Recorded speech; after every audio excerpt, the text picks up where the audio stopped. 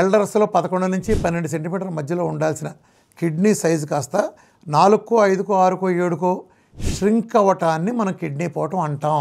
ఎవరినైనా కిడ్నీ పోయిన పేషెంట్స్ని ఏమైనా కిడ్నీ ఎందుకు పోయింది, ఎలా పోయిందంటే వాళ్ళు చెప్పే సమాధానం, సార్ నాకు క్రియాటిన్ ఎక్కువైందండి, అలాగే నాకు జిఎఫ్ఆర్ బాగా తక్కువైందండి, యూరిన్లో మైక్రో ఆల్బుమిన్ కనిపిస్తుందండి, అలాగే మైక్రో ఆల్బుమిన్ రేషియో తేడా వచ్చిందండి, ఇవన్నీ చెప్తారు. ఇదంతా నాన్ సెన్స్. కిడ్నీ పోవటం అంటే క్రియాటిన్లు, ఈజిఎఫ్ఆర్లు ఇది కాదు. మెయిన్ కారణం కిడ్నీ సైజు ష్రింక్ అవ్వటమే మన కిడ్నీ పోవటం. కిడ్నీ సైజ్ ష్రింక్ అయినప్పుడు ఏం జరుగుతుంది?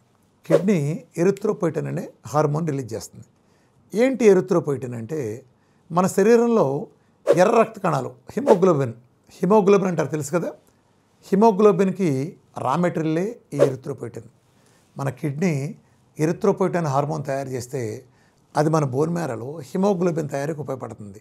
అంటే హిమోగ్లోబిన్కి రా మెటీరియలే ఎరిథ్రోపోయిటిన్. అందుకే ఎప్పుడైతే మీ కిడ్నీ సైజు ష్రింక్ అయ్యిందో ఆటోమేటిక్గా అందులో ఎరిథ్రోపోయిటిన్ సెల్స్ కనుక డ్యామేజ్ అయ్యి ఉంటే బాగా ఎరిథ్రోపోయిటిన్ పడిపోతుంది ప్రొడక్షన్. అంటే ఆటోమేటిక్గా మీ హిమోగ్లోబిన్ ప్రొడక్షన్ పడిపోతుంది.